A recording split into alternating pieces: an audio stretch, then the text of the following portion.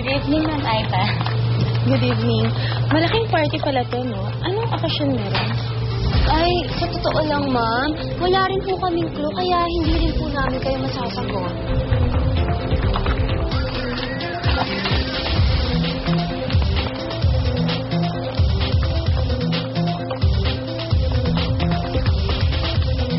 Hindi pa rin talaga nagbabago si Wax, no? Ang hilig niya pa rin sa mga surprises. Talagang kilalang-kilala mo siya, ha? Ano ka ba, Adam? Nagsiselos ka naman dyan. I'm still yours.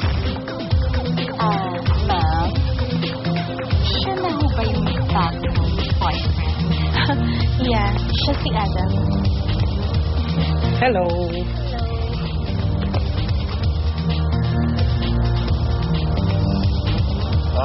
Weng. Sir. Ako nang bahala sa kanila. Tara na, Weng. Excuse me. Yes, sir. Mabuti naman at nakarating kayo, Aita. It's good to see you again. Hi.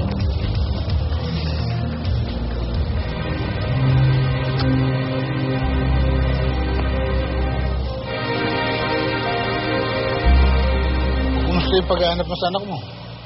Ay, nako, Patricio. Pareho pa rin ng dati. Alam mo, mukha yatang pinanghihinaan na ako ng loob eh. Parang hindi na yata kami magkikita na mag-ina. Sinasabi yun. Baka magtapos sa'yo yung Diyos. Sige, ikaw rin. Dapat ang sinasabi mo, ilang araw na lang magkikita na kami ng anak ko. Makanyan. Ay, nako, sana nga. Sige, pumasok na sa loob. Para makapagpahinga ka na. Kumain ka na yan. Ang pagkain, yung nasa mesa na eh. Oo.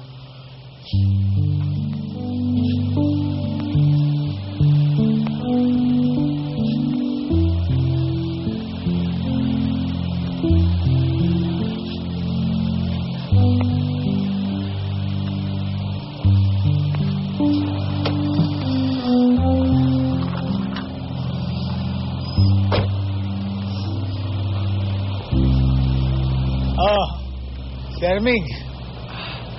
Good evening po, Mang Patricio. Good evening din. Nandiyan po ba si Jopay? What's wrong? Na-offend ka ba na hinalikan kita? Friendly kiss lang naman yan, di ba? No. Bakit naman ako ma-offend? Hinalikan mo lang ako at saka isa pa, Wax. Magkaibigan naman tayo, hindi ba? That's right. Magkaibigan tayo. Kaya sana pare, hindi ka magalit sa ginawa ko. Yun? Wala yun. Yun lang eh.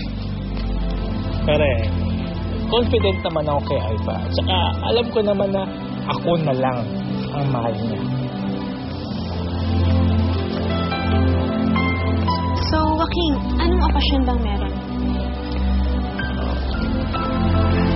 Pare, ito na siya. Oh, good. Sinong siya? May special ka ba na bisita? Excuse me, ah.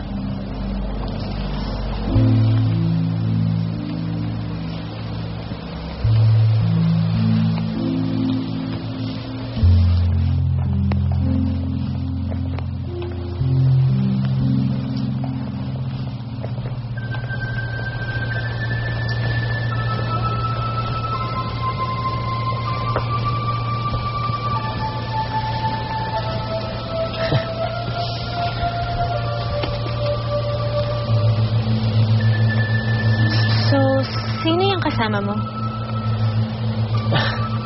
Siya yung espesyal kong bisita. Siya si Jopay. Ang bago kong girlfriend.